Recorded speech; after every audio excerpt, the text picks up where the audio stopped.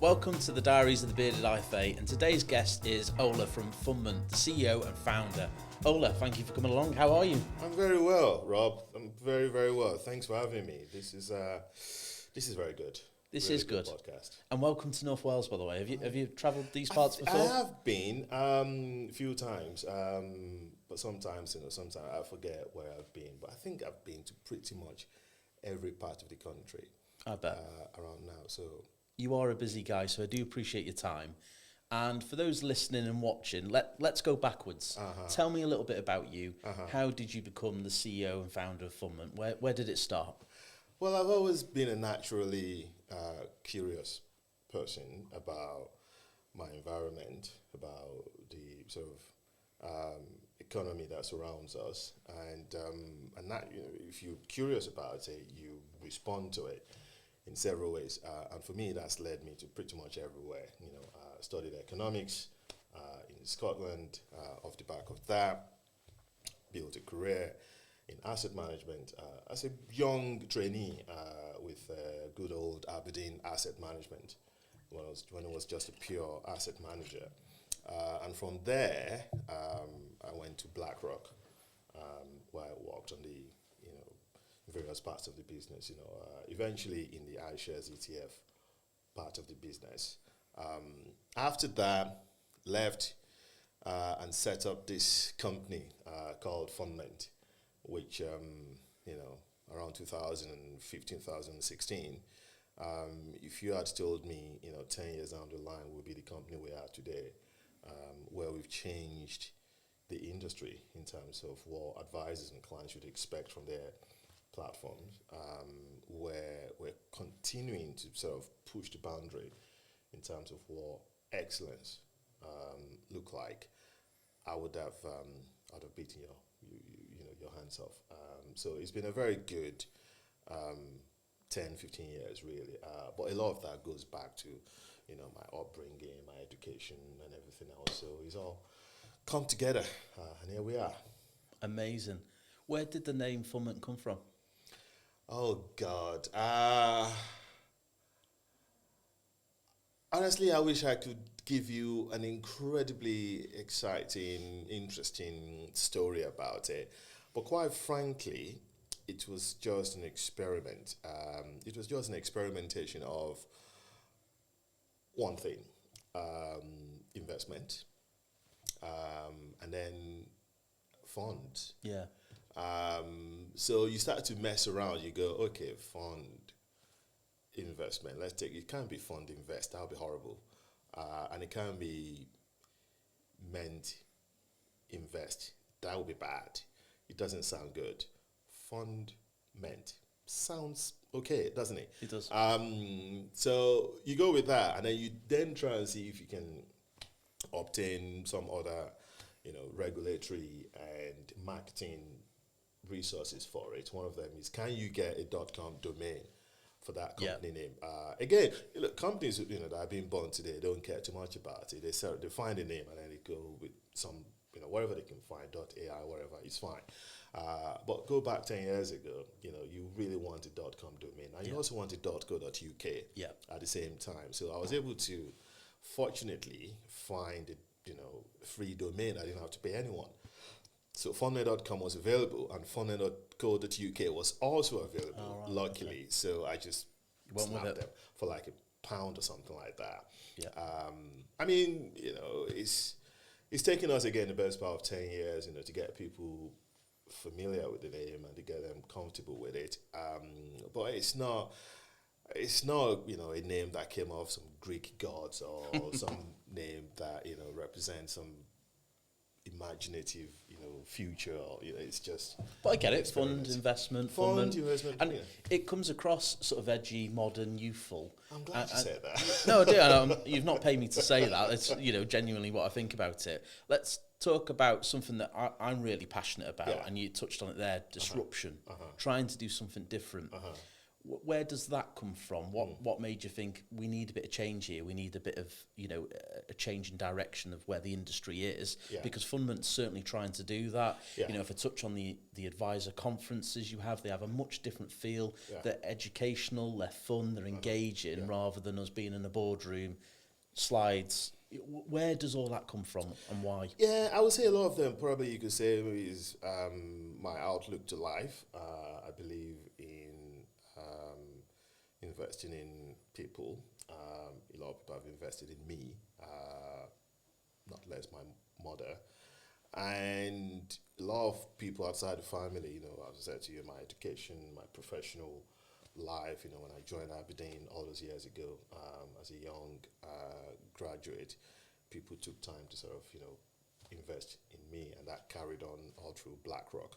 So that investment in people is one factor. The other thing is all the places I've been, BlackRock in itself, as an example, was a very innovative place, and Still is. It still is. Yeah. And the ETF that I was working on at that point, was transformative in the way you access exposure to various markets. You could do that very cheaply, you could do that very quickly, and you could do that in a way that is more engaging than just, than what was available before then. So Fundment is an extension of that, and as we've built out the platform, as we've come to understand advisors, but beyond that, the people behind it, everything is just clear for us in terms of what we need to do. Yeah. And we've come to understand financial planning is way more than money. It's absolutely just... That's the tip of the iceberg, isn't it? Yeah. All of the sort of investments, and those are just there as a kind of a tools to allow us to, help families to really, attain whatever they wish to attain, whether that is dignified retirement, or just making sure that someone is there to look after them, and someone is there making sure that they don't pursue the wrong course. So with that overall narrative set, it's not difficult for us and me and the team to think every day about how can we really continue to push it. Even our conference is designed to equip advisors with that understanding, with us inviting experts from all over the world to come in. And you get that feeling coming away. You feel a bit of a buzz, and you think you come away with ideas. I'm going to implement now. I'm going to look at that. I get that. That's the whole point. And the next one, that we should be the second time we're doing it. Is going to continue with that theme as well, which is how do we, especially in the world of AI, how do we make sure that the human aspect of what we do is evident and it's clear. I think it comes from creating that community, which you've started to do really well, bringing advisors together. Because I'll be honest, when I go to those events, one of the big takeaways is being able to speak to my peers and say what's working for you, what's not. If I go back again a little bit in terms of the technology, because I love tech, and you mentioned about AI there, was it a clear choice in terms of building your own tech stack versus, and I won't name names, but using third parties and sort of white labeling it and rebranding it? I think, that was also, that was even something we gave that much thought to. We just had to. Yeah. There was no possibility of us having to not build our own infrastructure. You cannot, I don't believe, begin to bring the change you think is needed in the industry unless you can actually deliver it. Yeah, and own it. And own it. So if you can't deliver it, if you can't own it, you can't really push the envelope. You can only push it as far as someone else is willing to push it. Yeah. So you always be limited, and you're always playing catch up, and you're always at a disadvantage in the long term. In the short term, you might be okay because you might be able to get to the market quicker. Yeah. That's often the argument.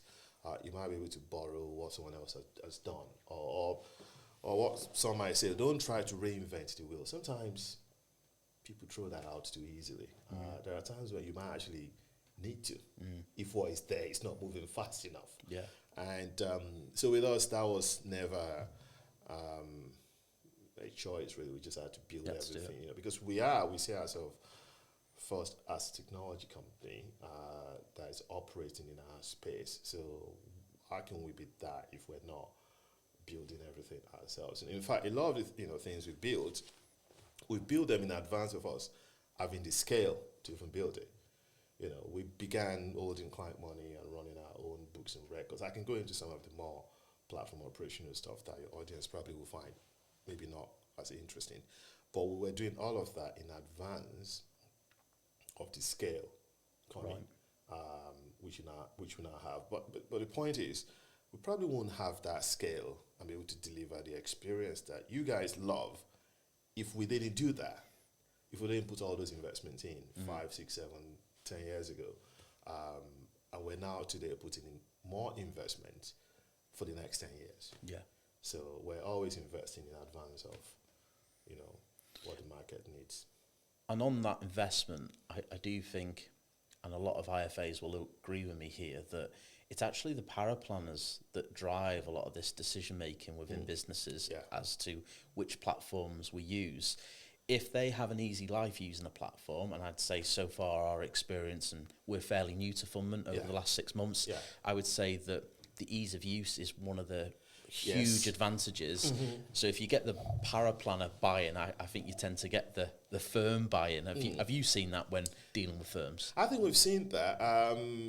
In fact, we've just seen our latest NPS survey, Net Promoter Score, come in only about a month ago, where we went out to every Fundment user. I'm sure we would have come to you, so I'm sure people in your team would have completed that survey, and it was very strong. We got a very, very, very, very high score.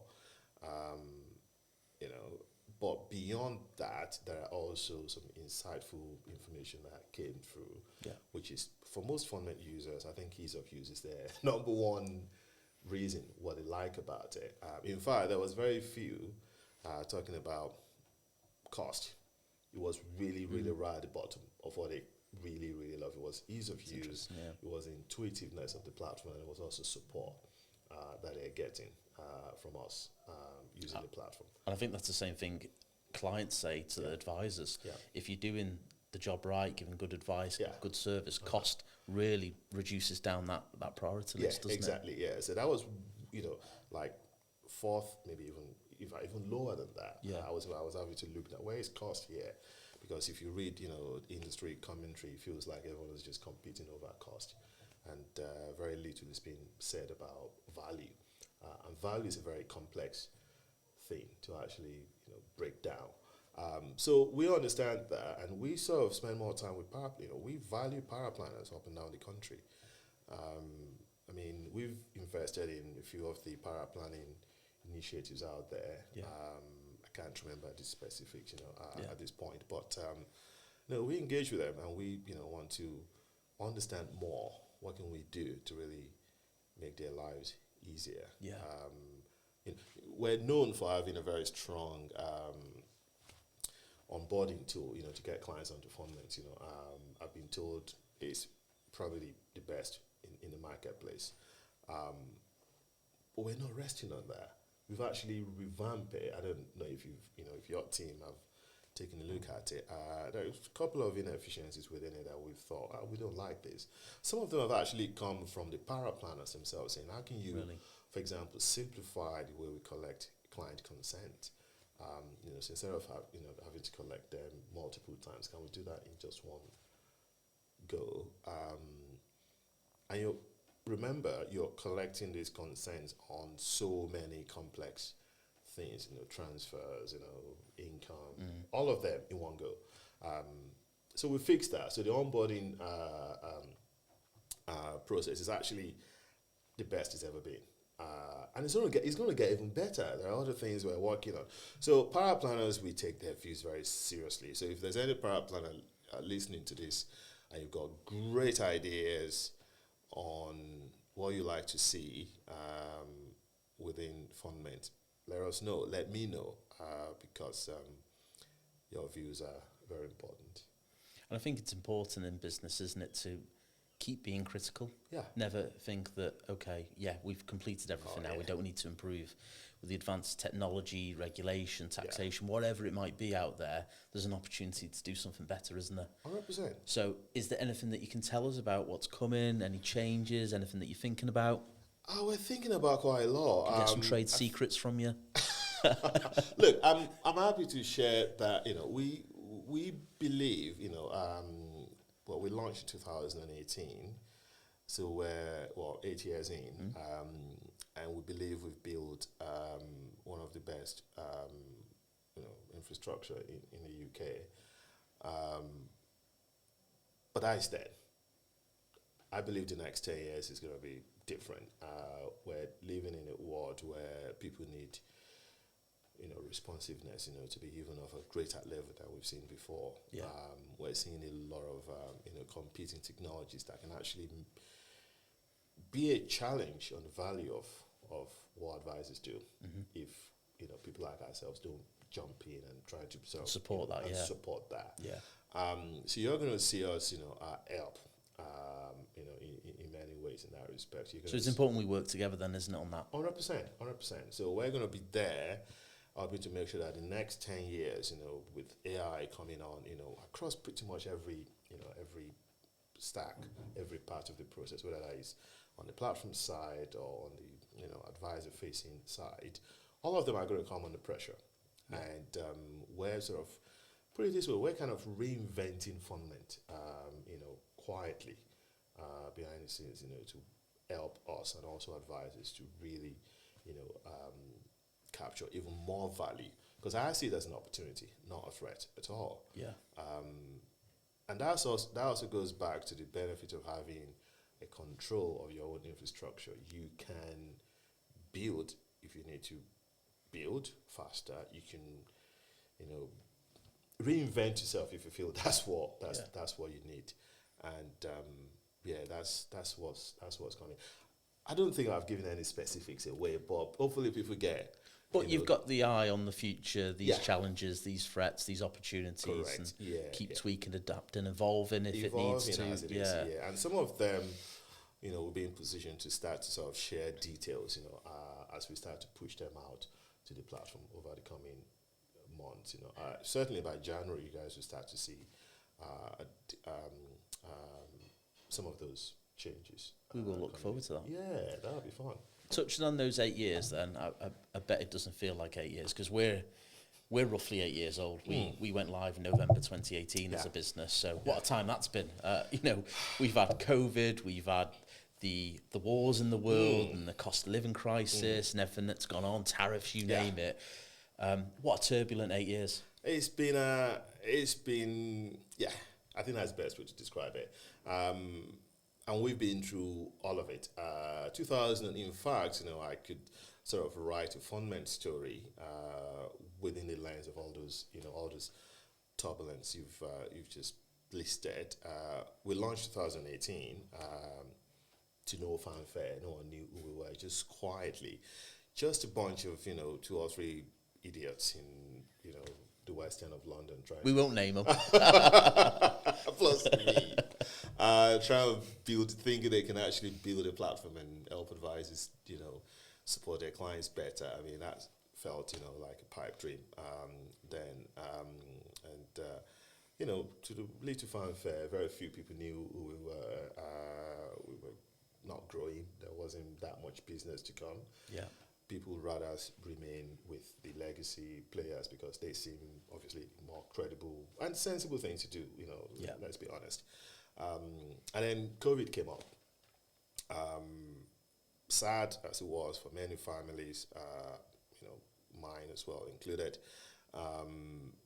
It was also the making of the company because the automation that we built, especially as many of the legacy operators, and they just couldn't support clients anymore. Some of them couldn't get their staff to get to the office, so accounts couldn't be opened.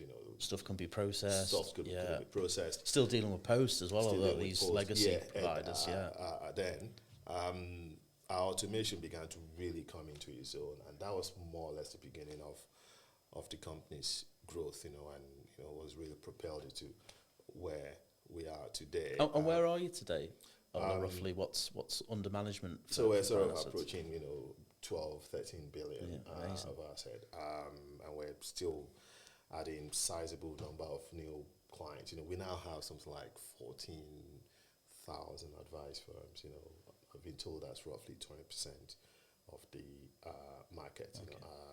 Even in terms of advisor flows, we're either third or fourth, depending on how you see it. So we've gone from not being on the table at all to being right at the top of it. How have you managed that then as a business? Because that's a huge jump forward, isn't it, over a relatively short period, really? Yeah. And I'm guessing it's compounding forward. So how do you keep the service standards and how do you keep the processing high?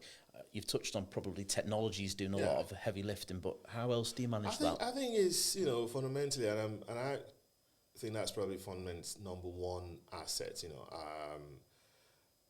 It's only become obvious to me, actually, that is Fundment's number one asset only in the last few months, and that is the company's culture, which, I'm probably the main custodian of it, but I feel like pretty much everyone within the company is a co-custodian of that culture.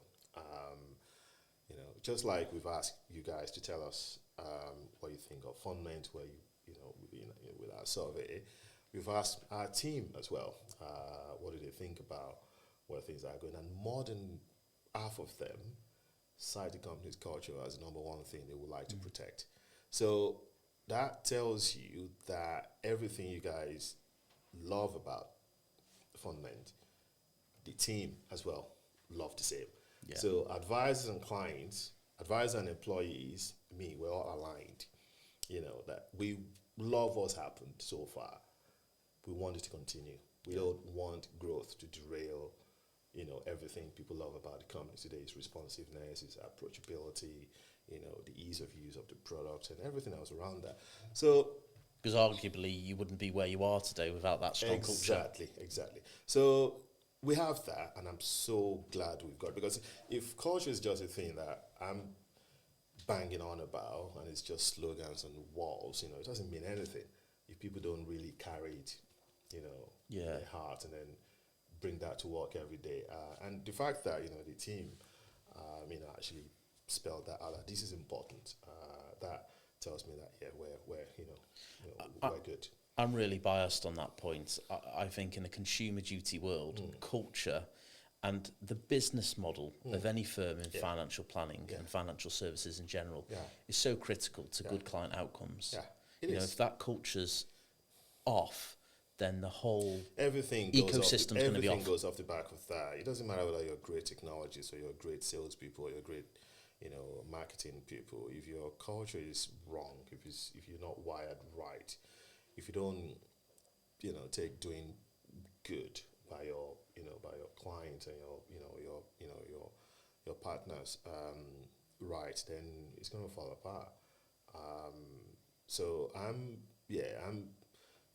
every day we work at it, as we continue to grow, as we, bring on more people, more leaders into the business who are coming in from variety of places, some of them from, very, very experienced firms, and helping sort of push Fundment forward. Yeah. We're also sort of keeping an eye on the fact that they need to sort of buy into the culture of Fundment. Culture's never done, is it? You don't just do stuff and it's done. You keep an eye on it. Are there things that the sort of company we were at, 7, 8 years ago that probably aren't right anymore, that we need to maybe retire? Absolutely. Yeah. But the core culture of the place in terms of how we see the world, how we work, how we look after ourselves internally, and how we interact with advisors, that's never going to change. Really. You coming along to a podcast in North Wales is a good demonstration of that engagement and that culture. Exactly. Which, it's very important for us. And personally for me, we're never going to be so big, and I'm personally never going to be so big that I don't want to sort of go out and, be on the shop floor. Yeah, I'll go. That's me. That's what I actually enjoy the most. If I have to sit in a room somewhere and be doing CEO stuff, it's kind of lonely. You want to get out there and get someone else to do that. Yeah, I don't mind. Actually, if somebody wants to give it a go, see if they can survive it after one day. I just mean I don't mean taking your spot as a CEO, but doing the boardroom stuff. Let someone else do that, maybe. We got people already within the company that sort of helps with a lot of the more sort of company, admin stuff, and I, do the best I can to stay true to what I truly enjoy, which is, our product, our interactions with yourself, and making sure that, our strategic direction is still as aligned to the mission that we set ourselves. That's right, yeah. Yeah. Let's think forward. Yeah. You mentioned about changes, AI, technology, the advisor role changing. Could not agree with you more. I see it as the biggest opportunity in a generation, though. So. And, for my 20 plus years of being in financial services, financial planning, I've never been more excited. I think there's a real opportunity. There's a lack of supply. There's a huge amount of demand with uncertainty in the world, taxation changes. I've even seen, and the first time in my career, DIY investors that are really good at managing their own money coming forward and going, okay, I know I can do this myself, but I want the peace of mind of having someone else to do it. Yeah. How do you think the industry is going to change? What's your sort of take on stuff? It's a very, there's no shortage of ideas out there in terms of, what people think is going to change the industry. We know, there are some things we know. We know for a start that AI is going to change the economics of our industry. It's going to change the economics of advice. It's going to affect what platforms should be.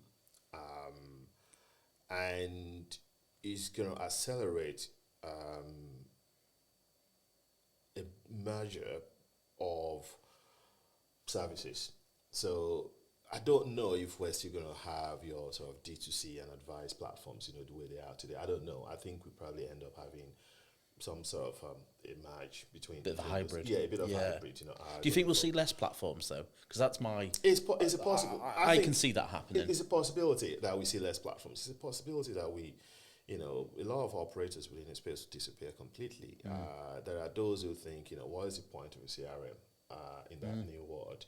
Well, Salesforce, as an example, they've seen some big firms move away because they've built it in-house now. They've built it in-house, or it's just part of some more deeper system that they use, which is more their operating system. Yeah. So you might actually see the emergence of an operating system rather than platforms as they were before. And through that, if they're an operating system, pretty much everything you need will probably be there. They probably won't be called what you call them today. Yeah. They might not be called your risk profiler or your CRM, but they're delivering that service anyway. And it's just part of a, straight through joining. Well, I think that merger of technology is going to be a huge benefit to firms because at the moment things can feel really siloed. Right, I do my risk here, I do my fact find here, and then you depending on I submit my business here, make it happen. And those integrations we know just don't work very well. No. Although we didn't have those integrations up until a couple of years ago, to be fair, so that's still... And we spent a lot of time on it, and we've probably done as much integrations as most, and we've, again, invested in, making it happen through our APIs, or even having to work with some firms who I know as advanced, enough to even, do API integrations and, continue to support, alternative integration options like SFTPs and whatnot. But AI may well actually just negate the need for that completely. You might start to see, data being ingested into multiple systems in a way that, I don't know. All sorts of things could happen over the coming years. But what we do know, and we've seen evidence to support that, is that this is not a short-term trend. There is a long-term shift that is going to, just affect the economics generally. And then we all need to be ready for that. Advisors need to be ready for that. I think the general public, you're right, there's a demand for advice. But it's also clear that perhaps the general public do not value advice as much as they should, or at least be willing to pay what they should. That's what the result of a survey we've done. And that's an educational piece. That's an educational piece. Yeah, that's largely educational piece. Don't truly understand the value. They don't understand the value of it. I mean, if the data, we've also seen elsewhere to go by saying 9% of UK public currently, access advice. We know the market is bigger. The question is, first of all, how do we begin to carry on that education in a way that is efficient and effective, and is not too sort of It's not like somebody's trying to teach people something about why they should take advice. It's native, to whatever it is that those customers are interacting with on a daily basis. Does that make sense? It does. Yeah. So it's it's interesting. I think the next few years, it's super exciting. I agree. It's going to come down to which model do advisors, decide to adopt. Yeah. Do they continue to double down on some of the legacy? Because despite our success and the rest of it, we're still tiny. We're still a tiny part of the industry in terms of market share. But we're getting market share, but we're still nowhere near the size of some of the legacy players. Which is great because you've got a huge opportunity ahead. Exactly. But I think you're right about firms and financial planning. There's going to be a clear, bit like RDR, there's going to be a clear separation between the firms that embrace and do well and those that unfortunately probably suffer because of what we're seeing. To wrap us up then. Yes. 2 questions for you. Go on. What's been the highlight of your career to date, and what's been maybe something that you'd do differently? The highlight of my career. Apart from coming on this podcast, obviously. Oh, obviously, apart from this one. This is probably up there. What is the highlight of my... I'm a guy who just don't look back that much. No. I think the highlight of my career is still to come. I like that answer. That's good. I think it's still to come. I think I've worked a lot, I've worked hard, but I kind of feel like I'm like an aircraft that is still on a tarmac. That is, the engine is still only getting going. Still good. So ask me this in about 5 years' time. I will. We'll get you back on in 5 years. Yes, in 5 years' time, I'll be saying, you know what? This is the highlight. It may well be that the highlight is actually taking place and I didn't see it, but it needs something else to truly make it more substantive. And what would I do differently? Started Fundment sooner? No, I actually think the timing was perfect. Right, yeah. I think it was the right timing. I actually believe if I had started Fundment 2-3 years earlier, it probably would have failed. Right. I don't think the market was ready at that point. I think the time we started 2018 when we launched, was about right. It's a shame that it needed, a pandemic to really brought catapult it forward. But that I think that 2018 was the right time. And if it had been launched 2, 3, 4, 5 years earlier, you'd have been burning through a lot of cash and no growth, and the whole thing would just be too difficult to continue. So, the timing for that one was right. So what I'll probably say it would be try and hire a lot more engineering talent sooner. Yeah. There are some hires that we maybe didn't, jump on as quickly as we could have. That's a common thing with a lot of entrepreneurs and business leaders. People's always probably one of the greatest challenges you have. People is always the challenge. People is always, that in fact that's still a challenge to this day, and that will continue. So I think that's probably one thing. But beyond that, I think we've executed reasonably well. As I said before, we've always built in advance of what we think is coming. We've never had to play catch up, and we've always sort of thought very carefully internally, even if some of them, we might not articulate them externally as people would like us to, and I still don't think we still do that as we still do that well. We'd rather just let our products speak for ourselves, and I'll come out and do the odd interviews here and there. So I think we've executed really well, and long may that continue. Amazing. Ola, you have been an amazing guest. Thank you for taking the time out again. Oh, thanks for having me. You're welcome. And thank you for listening. Thank you for watching. This has been the Bearded IFA with Ola from Fundment. Thank you.